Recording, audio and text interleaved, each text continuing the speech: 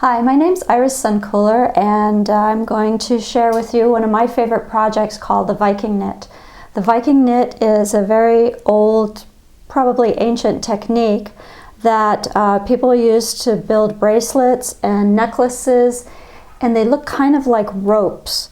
And what you're going to learn on this lesson is how to build your basic shape like this. I'm also going to talk about how you can embellish it by sewing beads on top of it. And when you get really good at it, you'll have to come back and take another lesson and learn how to incorporate stones and other items. The way I learned how to do the Viking knit actually started when I was a child. It's something that I call fem training. When I was very young and growing up in Germany, we had these toys and they're called Strickliesel. And basically what it is a spool that thread went around. And this one's been hand carved and modified, but you could start with a spool, put these pegs on top, and you've probably seen one of these, and you use knitting needles and you pull the yarn out from underneath. And then of course the big problem is that you give your mother one of these long snakes and then she has to figure out what to do with it.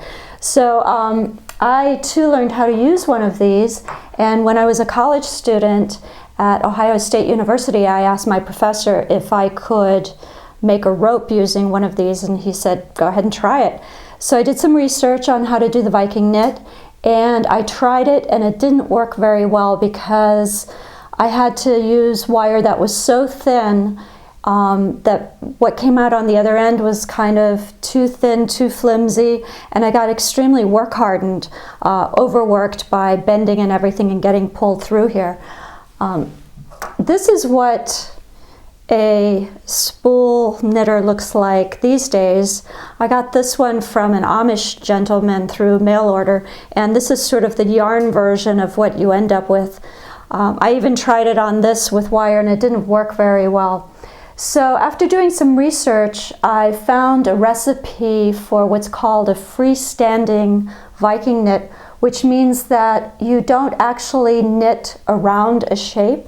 You do it in the air all by itself. And one of the advantages to doing it that way is that you can embed things in it later. But for this lesson, I'm just going to show you how to do it this way. And once you can do one of these in your sleep, then you can start experimenting with putting things inside. The advantage, I think, to learning how to do these is that you don't need very much. In fact, when I first learned how to do this, all I had was this little fine silver backing to a brooch, and I used this to make my first piece of jewelry. So it's very simple, and I think you're going to have a lot of fun with this. Be sure and get your reading glasses because it's very tiny work.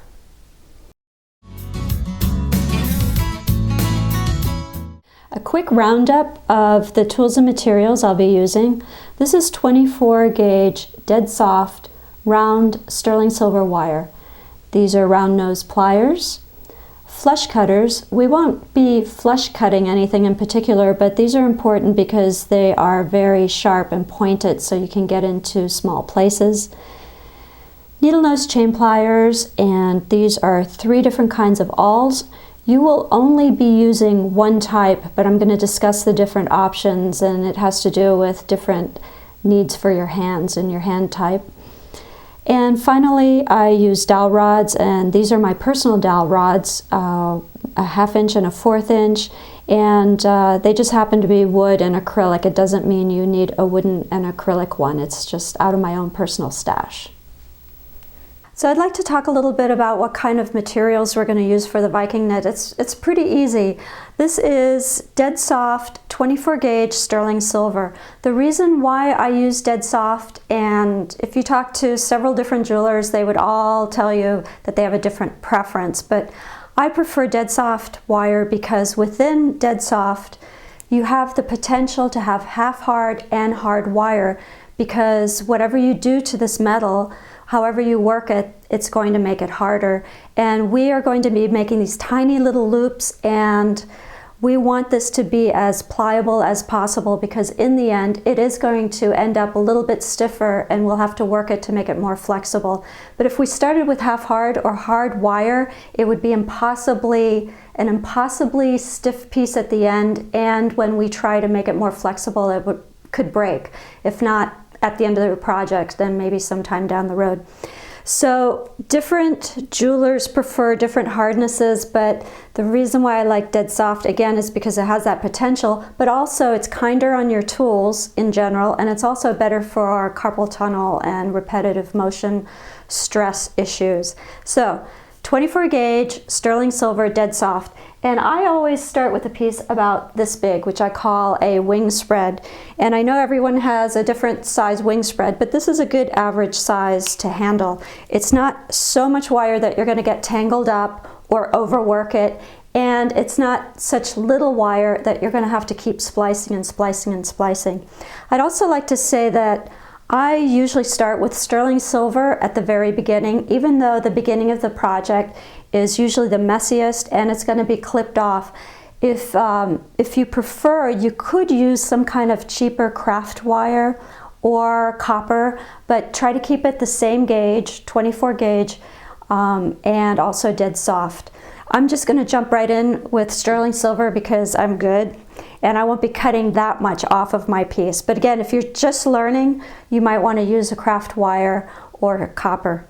When I first learned how to do the Viking knit, I was pretty young and a little bit lazy, and I thought, well, instead of splicing all the time, and all the time would be like once an hour, I thought, what if I get a really, really, really long piece of wire? And I'll never have to splice again. So I got a long piece of wire that would probably be about 5 wingspans. I sat on a bed, barefooted, and I wrapped the wire down around my foot and came back and then did it and walked down around my foot. And I think it was a really good aerobic exercise, but it didn't work very well because that wire was so work hardened by the time I got it up closer and closer that I couldn't use it. So now I've sort of modified it. I still kind of do something like that with my long pieces of wire to keep from getting tangled up in them, especially when I first splice them because they are so long. What I do is, and I'm about to show you, I use my knee like this. I take it, I wrap it around my knee, and I put my elbow right there. And this sort of keeps it in line. And see, now I let it go with my elbow. Put this in, fold it up. Here we go, around the knee. And as it gets shorter and shorter, then sometimes I just wrap it around my elbow.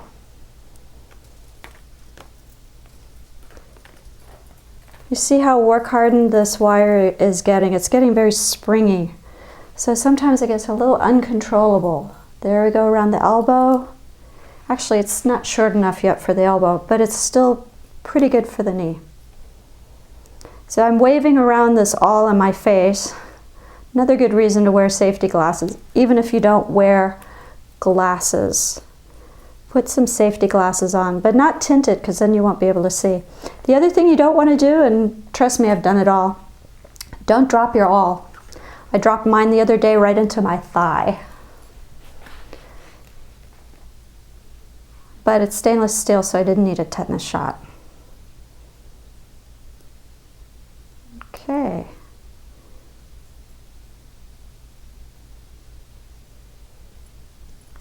There we go.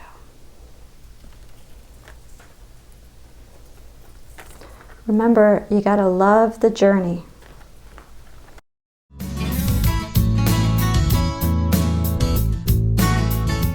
So what I'd like to do to start is I use 2 fingers and I just take my wire and I wrap it around 7 times. 3, 4, 5, 6, 7. So you can see I've used up quite a bit of wire already. What I'm doing right now is I'm building the handle. And remember I said something about glasses? It's not just to see, but it's also safety glasses, because if you start clipping wires and stuff, or this little tail that keeps bouncing around, you don't want to poke your eyes out.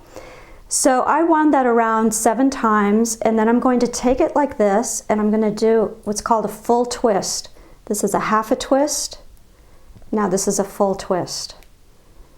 And now I'm going to double check and make sure that I still have 7 petals.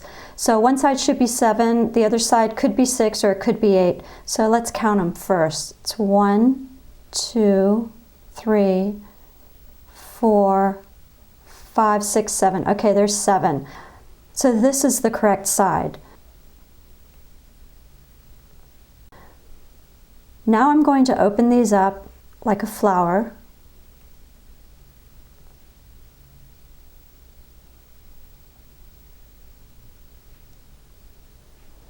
You can see the petals are all over the place, but that's okay. We're going to start straightening them out. So first, I go in and just using my hands, I very gently pinch the petals like this.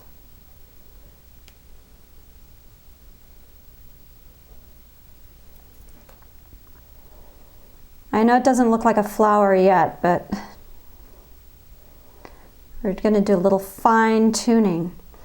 Now, I've taught this class a lot, and I've developed a mantra that I have my students in class repeat after me. And right about now is when we have to have that mantra. And the mantra is, the first 7 rows are going to look like crap. Okay, so if you're at home right now, whether you're alone or you've got somebody with you, I want you to repeat after me. The first 7 rows are going to look like crap. Now this is a very important mantra, because if you don't believe it, if you don't say it and you don't believe it, you're going to get discouraged. So I'm not kidding. You have to remind yourself that the first 7 rows are going to look like crap. Oops, look at that. That one got loose. There we go. And don't forget that you're going to be cutting this beginning part off later. So it doesn't really matter what it looks like. The point is that you've got to get started. So what we're going to do right now, after we've tamed this wire, is we're going to take the end, and the end is coming off of the middle right there, and we're going to bring it through the top of a loop that's over here in what I call a 4 o'clock position. So if this were a clock, of course there's not 12 petals, there's only 7. And by the way, 7's a random number. I have made these with as little as 4, and you can make that as many petals as you want. It just makes the Viking knit wider or larger. But I wouldn't go 3 or less, because then it just is too flimsy. So again, we've got 7 petals, and let's pretend we're looking at a clock, and this petal would be in a 4 o'clock position. I'm right-handed, so I'm going to start this whole pattern by going into this first petal and directly going across and coming out of the 5 o'clock petal. So once again, if you were looking in a clock, if this is a 4 o'clock petal and this is a 5 o'clock petal, you're going to go into a 4 o'clock and come out of a 5 o'clock. And then you're going to pull this all the way through and let the wire sort of rest right there at the top of your petals. Now for the first 7 rows, which incidentally are probably going to look like crap, what you have to remember is that you've got to sort of keep these petals in line so you can visually keep track of where they are. The other thing is that this wire naturally wants to curl. Let it curl. Don't try to straighten it, because if you start attacking this with a wire straightener or pulling on it, you're going to work harden it, and we do not want to work harden this metal. So the next step is going to be that I go into the same petal. So remember, I went into a 4 o'clock, came out of a 5 o'clock. Now I'm actually going to go back into the same petal, which is the 5 o'clock. You might also notice I put a little hook on here. That helps me get in one petal and come out of its neighbor. And I'm going to pull this, but not all the way through. Notice how the wire's kind of crossing. I'm allowing it to cross. And right here, I'm going to stop for a minute, and I'm going to talk about the awl that we use. and the different styles of awls that are out there and what you might want to consider, because we're going to use the awl to help shape our loop right now. So I'm going to stop here and let's take a look at the awls. Over the years I've collected several different kinds of awls, and I just want to talk about the differences. So the very first one I showed you in the introduction was the back of a brooch, and that was probably not ideal because it bent a lot. From there, I started going into using knitting needles. Now, knitting needles, say that 10 times fast, they can work, but only if they're steel. If they're made out of aluminum, then they'll probably bend up. So knitting needles can work, but I actually don't recommend it because there's no handle on it, so it gets a little fatiguing after a while. By the way, these corks, great tacks right off. Okay, next size up. I found these you can find these in bookmaking supply places and also ceramic supply places, or you can find them through Beaducation. These guys are similar in that they have wooden handles, and this one is not tapered, which means that it's the same thickness all the way down, and this one is tapered. The drawback, or actually it's a pro and con, if you use one that's not tapered, then your loops have the opportunity to be the same size. I actually prefer the ones that are tapered, but if I use these, I have to keep working around in the same spot. But I have the chance of working further down or further back on this. So I tend to work on tapered awls right about there. The reason why some people might prefer a thicker handle is that, if you have any hand issues like arthritis, fibromyalgia, or any kind of repetitive issues or joint pain, you might need something a little thicker to hold on to because it's a little easier to grasp. I actually prefer the handles that are a little thinner. But here's one more that's very thick, and it's also tapered. And some of my students prefer something like that. Two more. This one is bent up, so that's probably not a very good one. And these should all be stainless steel too, for obvious reasons. If you try to modify some tool that's something else and you turn it in, like you grind it down, make your own, just make sure that you're not using regular steel, because regular steel rusts, and if you poke yourself with a steel tool that rusts, well, then you better be up on your tetanus shots. So my favorite one is this tapered awl, and it's a little bent up. Even though it's steel, I've used it a lot, and this is generally what I like to use. It's got a nice size handle, not too big, not too little, and we're going to use that to shape our first loop. So what you do is all the stuff that we did down here was about making these little petals, and it's also about having a handle or something to hold on to. So you're going to put the awl in there, and I like to hold these together so it's one piece, just like that, and then I give this a gentle tug, a little bit more than that. And my first loop sits right on top. Now if you didn't get all that, don't worry, because I'm going to be doing the same thing over and over and over. The first 7 rows are going to look like what? Crap. Good job. That's the spirit. Okay, again, notice that I bent the end of the wire right there, and that helps me get to the next petal. So I've rotated my flower, and this is coming out of the new 4 o'clock petal. So I've rotated, this was the 5 o'clock, I'm rotating it a little bit, now it's in the 4 o'clock position. I'm going into the same petal and coming out of the new 5 o'clock. Now if I were to just pull this all the way out, what's going to happen is I'll probably get a kink, or the whole thing will just come out. That's where this all comes in.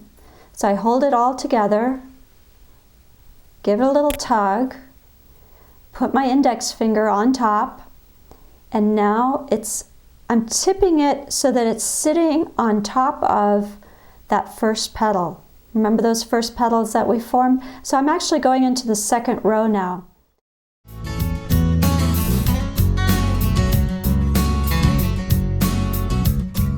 So here's the first full loop.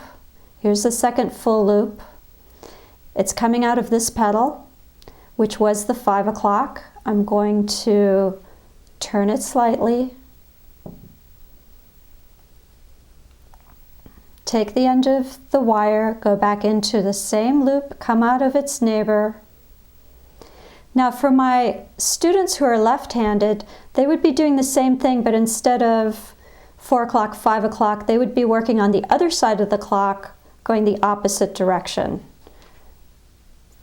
Here's the awl, holding it together with my piece.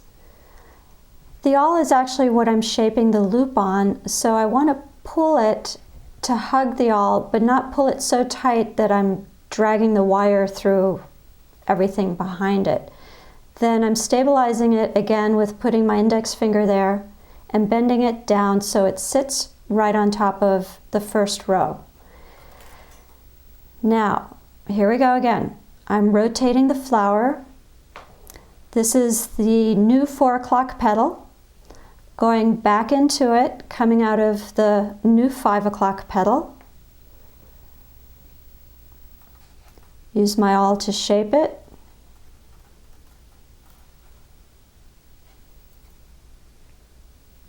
Set the loop right on top. This is it, folks. This is what we're doing over and over, and I am confident that once you've done this about 500 times, you'll know how to do it really well. So again, going into the same petal and coming out of its neighbor. Put the awl in, shape it, hold it, and set it on top. Now, as I keep doing this, I'm going to point out some things that people have a hard time with. First of all, sometimes it gets a little hard to manage all this wire. That's why I suggest to my students that if the wire wants to curve, let it curve. Okay, back in the same loop, coming out of its neighbor. Another issue that people have is if you're pulling it this way, it pulls pretty well, but sometimes people try to pull it this direction and all they end up doing is stretching the flower into the wrong direction. So, set that on top. I've almost completed my first row. Into the same one. Okay, now it's going to get a little tricky because I have to figure out what's the new loop and what was the old original loop. And right there's the new loop. I'm actually going kind of up one step. Right now it feels like I'm going up to the 3rd row, but eventually these are going to smooth out and it's going to become continuous.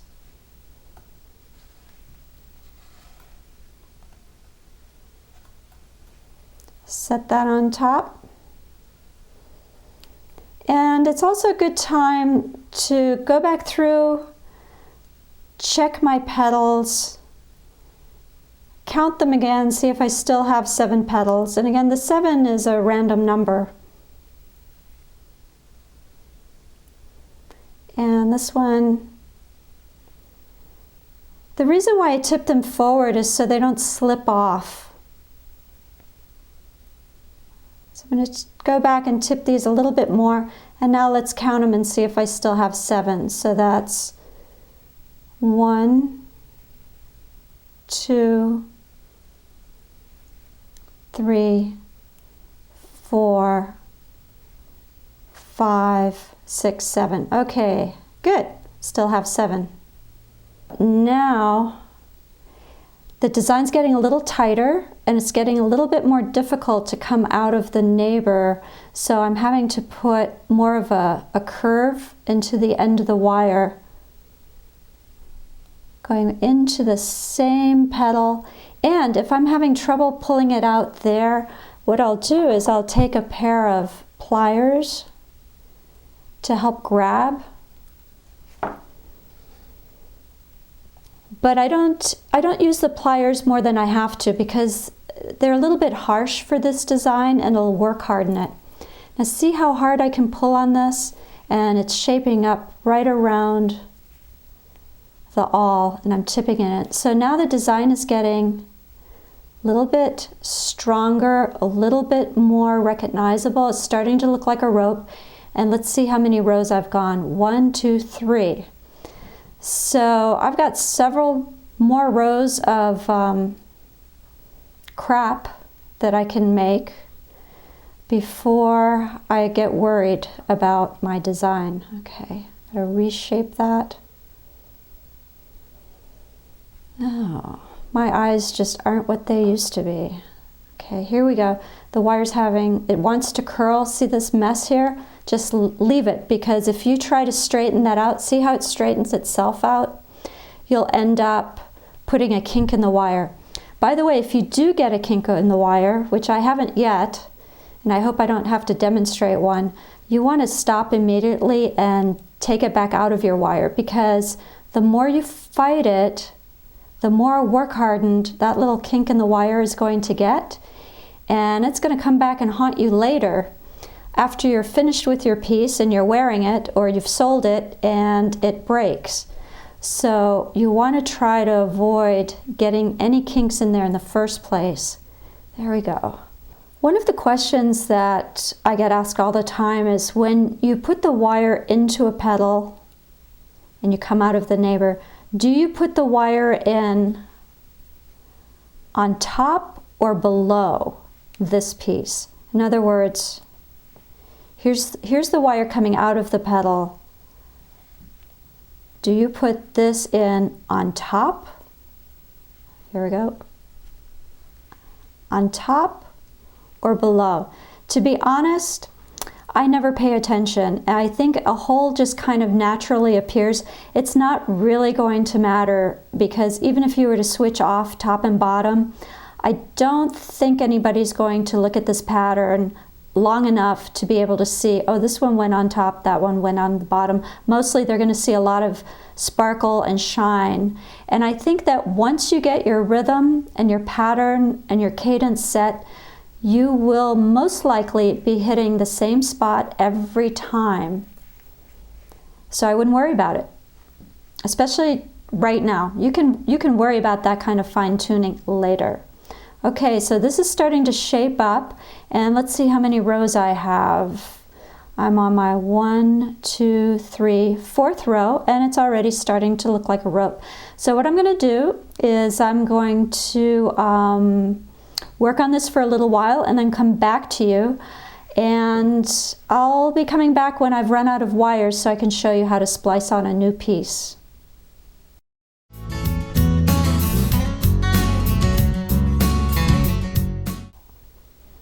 So now I've gotten about this far, and it's time to splice. Besides being short, the wire has also gotten very stiff because it's been work hardened so much. So in order to splice, I'm going to go in to the same pedal as usual, but instead of coming out of the neighbor, I'm going to come out of the middle, shape my pedal, set it on top. Make sure the wire is coming out right there in the middle. Now, I've already taken my wingspan of wire and I'm going to cut it off. If you take more than a wingspan, you're going to get pretty tangled up in the wire.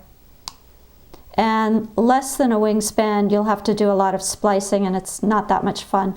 I also want to mention that when you buy wire, you want to make sure you have something on here to hold it together. If you lose your little bread wrapper or tape or string or whatever you have on here, the whole thing can fall apart and then you've got a big mess on your hand.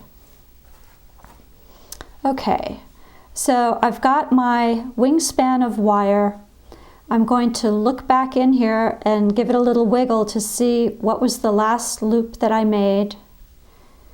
It's right there. I'm going to take the end of the wire and I'm going into the petal that this wire would have come out of. So again, that would be the 5 o'clock petal that this would have come out of, but I'm going to put the new wire in. So now I have 2 wires coming out of the middle. Next, I'm going to make a little T-bar. And I'm still using my hands to shape all this because if I were to use my pliers, it's going to work harden this metal even more, and I don't want this to break off on me. So I've got the 2 wires, I've made 2 little L shapes or a T-bar going across like this. I'm going to hold it and then wind them together. The reason why I do it this way is that if you don't have a T-bar, what happens is that one wire will wrap around the other and then the other one will slip right out. So once I have that T-bar made, I'm going to cut these short. By the way, you should save all your scraps. This is sterling silver, and what I do is I take a small jar, like a baby food jar, and put Scotch tape around the outside and write SS on there for sterling silver. Save your scraps because you might run across some projects that will help you utilize those scraps. And you can also recycle them to a refinery so that you're not wasting your metal. So projects or refinery, those are your choices, but all those little scraps start to add up. So I just took these round nose pliers and took the little L, the little snippets that were left, and bent them down. And the ends of the wire are sort of butted up against this middle, and the whole thing is coming out of the middle of my rope. The idea here is that you don't have any sharp ends sticking out that will come out of the pattern and poke you on the outside. So they're folded under. I don't have a big tangled mess in here because there are some things we can do to this Viking knit pattern later that will help.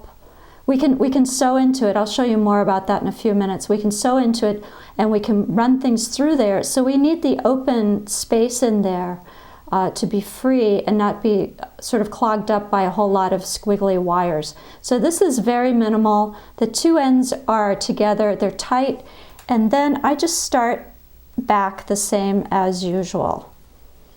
So brand new wire, nice and soft, make a little curve on the end. Okay, I'm going back into the same loop and coming out of its neighbor. Let me point out something once I get this started again. My technique, after I get this cadence going, is that, remember the pedal, the 4 to 5 o'clock pedal? Is I start rolling this into the end of my wire. This is a real subtle technique and you might not get it the first time because right now you're probably just trying to keep track of your loops. See how all of that wire kind of works its way out? When I see my students struggling with that extra wire and trying to straighten it and all that, it usually ends up backfiring. So I just let it curve. See how I roll that? And then roll to get it. Whoops, I missed that one. Roll to help me get it through there. See this big mess? It'll straighten itself back out. You want to keep this as dead soft as possible.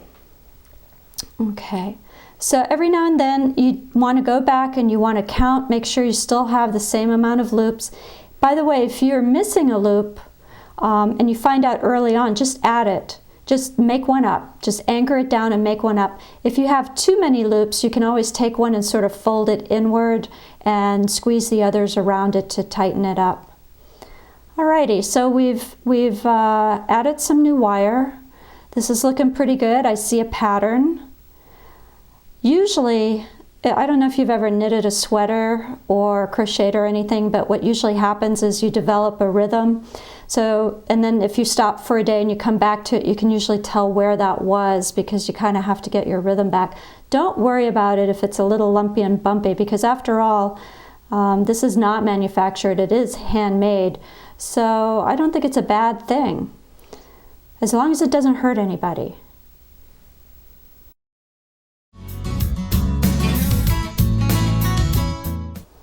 After a while, you're probably going to notice that your hands are getting a little bit tired. That's natural, it's normal. I think it's real important to stop and do something different. One of the things I've trained myself to do over the years is if I'm watching TV or a movie, every commercial that comes up, I stop, I put my work down, and I get up and I do, what else? Housework. Dishes, a couple dishes, fold some laundry, just do something different. And if you're lucky enough to not have to do housework, then you might try turning on some water and running hot and cold water over your hands just to get the blood going again. And the funny thing about training myself to do that is that I find now that it doesn't matter where I am, but if there's a TV commercial on, I have this irresistible urge to get up and do some housework, even when I'm at a friend's house.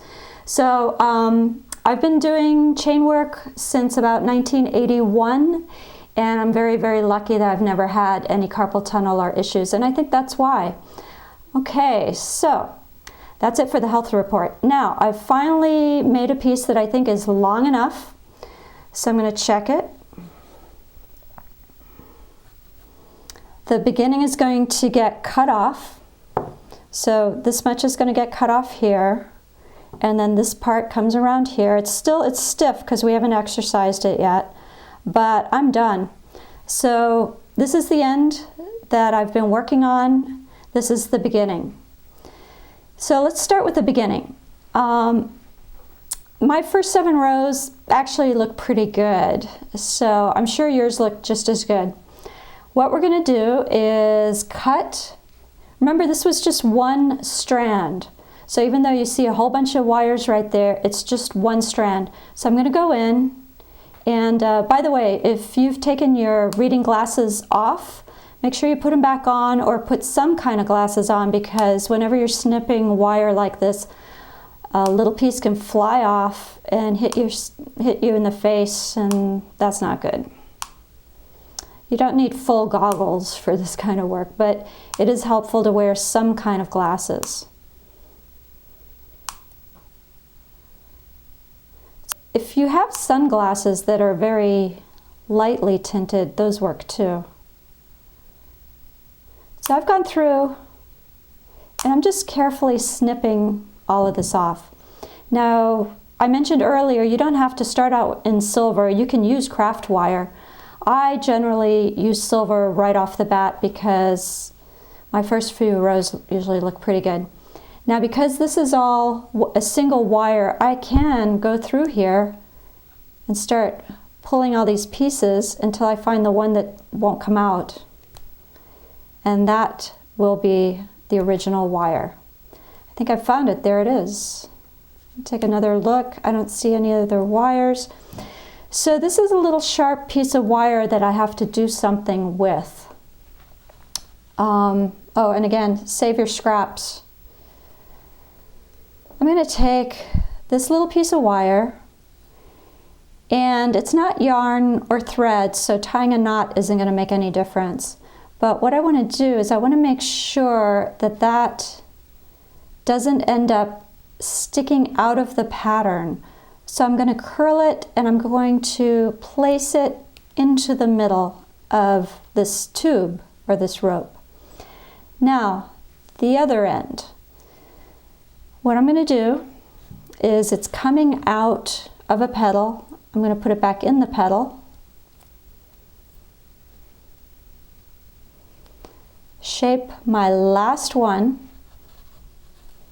It's gotten very, very stiff. I generally don't pull with tools, but there's hardly any wire for me to hold on to anymore now. So this one's coming out of the middle now. Here's my last loop.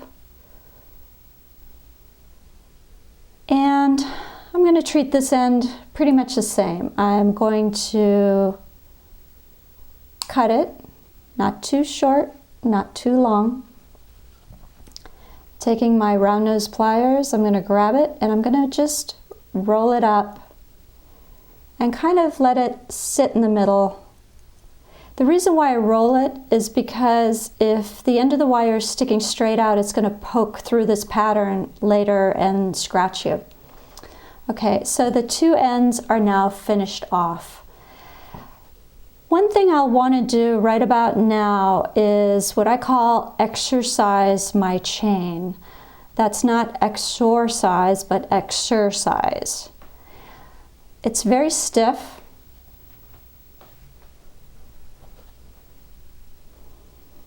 And I'm going to work my way through it like this. If I have any real big lumps and bumps, there's a couple things I can do. Don't be alarmed. All these pieces are coming from somewhere. But I'm confident that there are only one end and one end on these ends. Okay, so let's say I have some lumps and bumps, like right here. I can do a little bit of this. I can also take some of my tools. Sometimes if I see something that needs a little extra attention, I can just sort of push it down.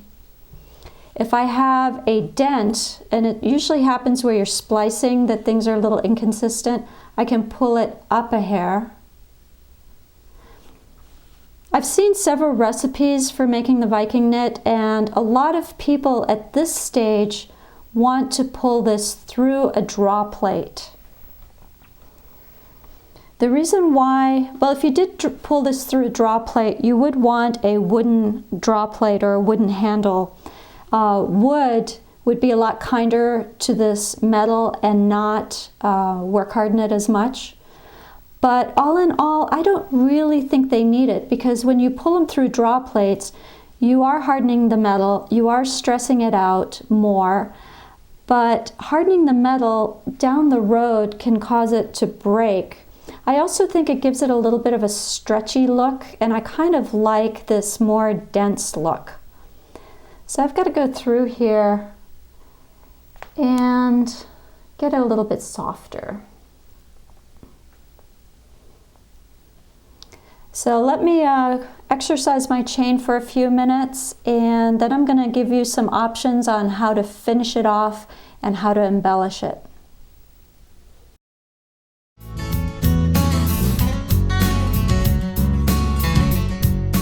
Let's talk about what to do with these ends. So there's a lot of options. One option is to add bead caps. This is a gold fill version that I use just to demonstrate. And what I've done is I've taken and wire wrapped the end, sort of captured, just sort of sewn through here and wire wrapped the end, fed it through one of these cone-shaped bead caps, and then did a wire wrap on the other end, and then you can put on a jump ring or a split ring or something, and there you go, that end is finished. And I like these kind of ends. They're a little bit more fancy and they're nice to wear in the front if you're making a necklace. Another version would be to use bead cap, same thing. Now this is a bead cap, and you can tell this is obviously too big. My mother would say that this is like a cow that stepped in a milk bucket. So you don't want anything this big. What you can do is look for something that's closer in size. Now this one's going the opposite way, it's too small. But what we can do is we can take, another reason why not to overwork this, you can take pliers and start manipulating the end to squeeze it down. What's the worst that can happen here is that you overwork this end and the little bits break off. Well, that's okay, because you can undo it a little ways down, and you can sort of start squeezing this down until it actually does go inside. I'm not there yet, but once I squeeze this down, then you can do a wire wrap, feed it through here, stick this on, do your wire wrap on the other side, and voila, you've got the end. Another version is that I've taken a much thicker gauge wire. This is probably about a 14 gauge, and you can feed it down through the middle. This piece is not the same as this piece. This one's finished, this one's not. But just for illustration purposes, you can feed it down in there.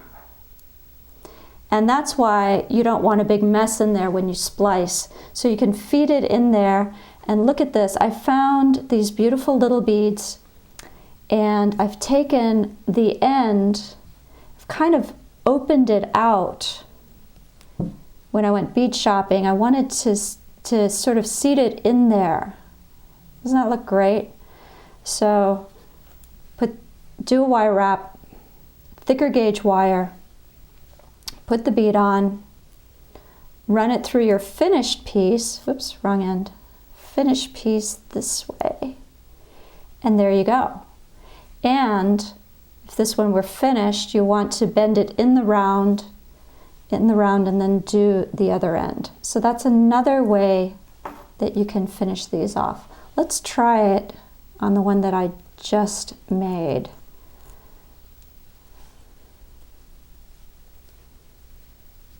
There it is. Before, whoops, I forgot to open up that end. So let me back that out a little bit.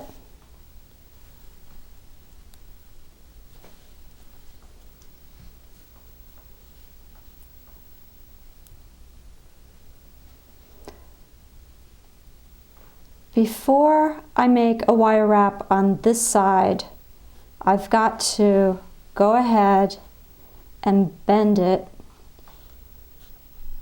into the bracelet shape. Because if you make that wrap while it's straight, you won't be able to bend it because the curvature is going to take up more wire. So there's the other option, and then you would just put whatever kind of clasp you want on this. Isn't that beautiful?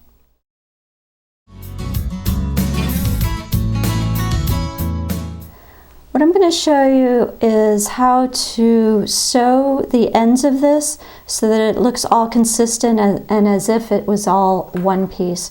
So we're going to start with the loops here. We've identified them all, we can see them clearly. And then you're going to use some of the same wire, which was 24 gauge dead soft sterling silver. I'm going to create a stop. So I'm making a little coil. This is maybe equivalent to making a knot when you're sewing something. And I want this little curl to be on the inside of my rope. So I'm going to sew this wire in through one of the petals, and here's my little stop. And it's going inside right there. Now, if I pulled on this really hard, it would come out, but we're not going to pull on it very hard. Now, I'm using a dowel rod. This is a 1/2 inch dowel rod, and I'm using that to form, just something to hold on to and to form the sewn ending part onto. My goal here is to try to capture every one of these last loops, not because they're going to unravel. They won't unravel because they're metal. They're not like yarn or knitting or crocheting, but because I want it to be a real consistent, clean look. I want the termination to look as if it belongs there and that it's consistent and a part of the whole Viking knit. So I'm going on one side, one loop, and coming out somewhere else. As long as I come out of a loop somewhere close to the end, that works. Did you see that little twist there? I'm untwisting it so I don't get a kink.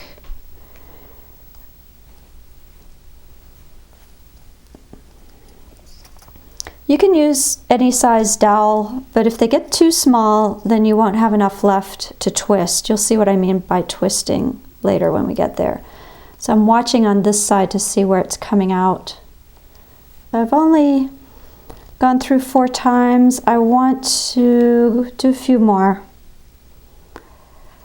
I'm looking for any kind of petal that I might have missed. And there's one. Poking it through, capturing a petal on the opposite side. So that looks like it could be enough to give a nice ending. I also wait until I'm completely done with the project before I do these, so I can remember how many I did on this side. So this is 2, 3, 4, 5, 6. So there's 6. Oh, so when I go on the opposite side, I want to get 6 or 7 as well. Okay, now very carefully,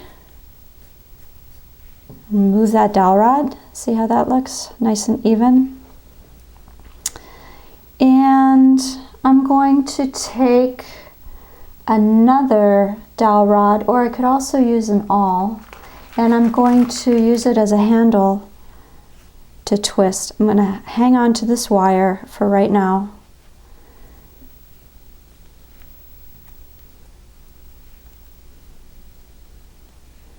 Twist and shape.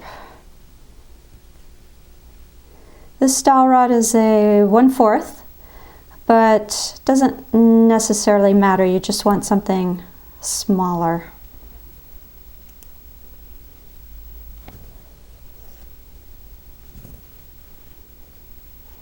Okay, we're almost done. Okay, so this piece of wire, I have to do something with it. Nice and even, looks good. I'm going to cut that off. Again, since this isn't yarn or string, I don't have to worry about it unraveling, but I do have to worry about the sharp end. For me, I used to be a professor and I taught jewelry and metalsmithing, and having a piece of sharp wire stick out like that could get somebody a bad grade, even though they spent all that time making all that chain. It's that attention to detail. I think it's also the difference between a professional and amateur piece of jewelry. You want to make sure that it stays in there. Sometimes I also maybe sew it in there, like pull it out of the backside, turn it in and go back in again. But this is going to be pretty secure here. So that's one ending.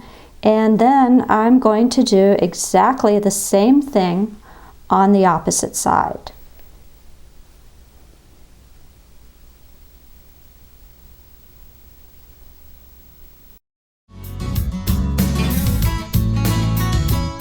So this particular sample has green and blue beads, and these pink ones would look great on a Viking knit.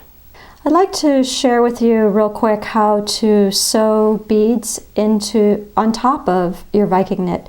So the first thing I want to do is create some sort of stop, and I can't make a knot because it is a piece of wire. So I'm going to look for a place that I can get this in and pop it out the other side. There it is. Okay. I pull this a little bit. Whoop. It's breaking off because it's been work hardened, so let me clip that. I want that to be nice and soft. And I'm going to make a little U, and actually I'm going to back it up and sew it one time back through here. Hopefully it's going to pop out the other side. Where is it?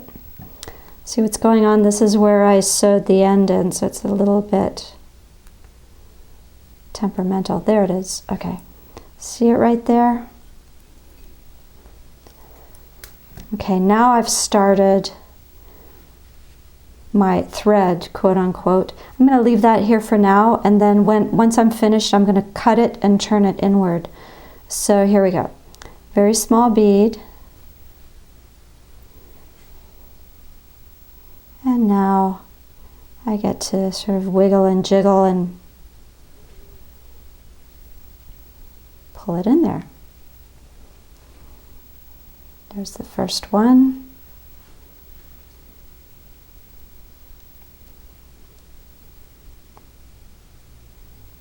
Did I mention something about getting a new prescription? There we go. Okay. It's going to wiggle and jiggle.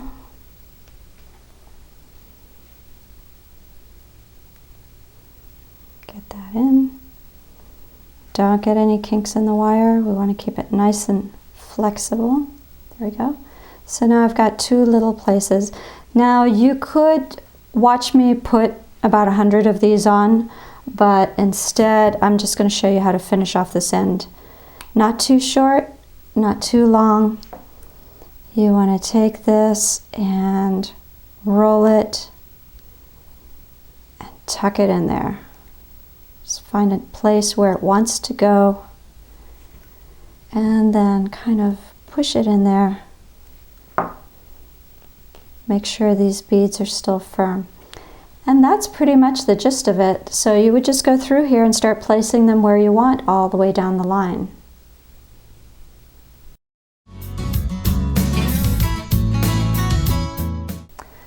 The last thing I'd like to talk about is how to finish the shine or the patina.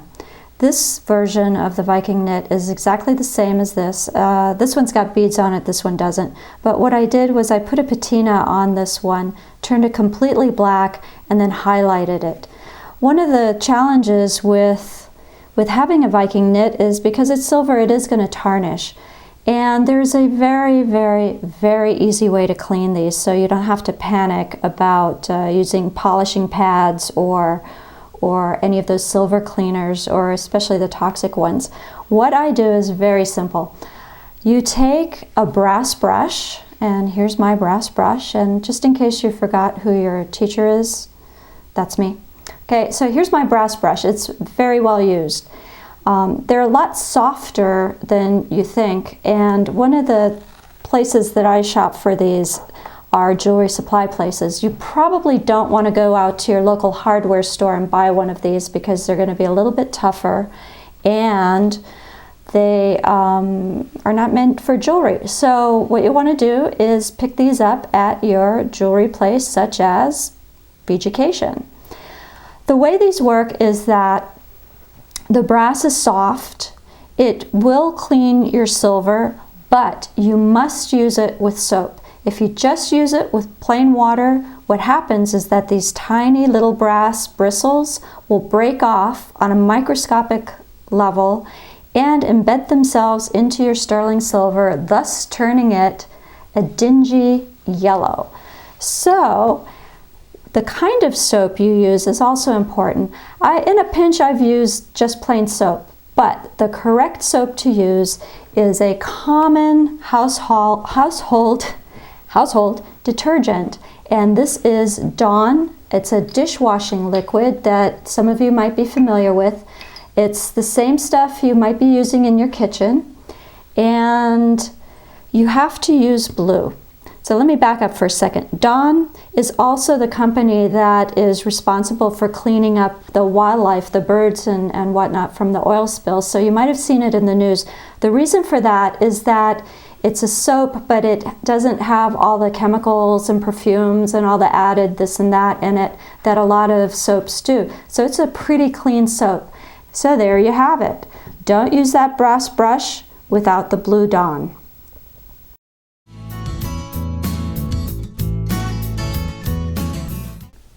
So that's the end of our lesson, and I hope you've enjoyed it as much as I have enjoyed teaching you. Don't forget, safety glasses, don't drop that all, and what else? Don't forget to get up every once in a while and do something different with your hands. Housework's always fun. And to your back, stretch a little bit, and I think that's it. Oh yeah, and if you do any good pieces, please take a photo of them, and you're welcome to email me. I would love to see what sort of work you've done, and I'm also curious about where in the world my students are. So, tschüss, bis morgen, nach Wiedersehen.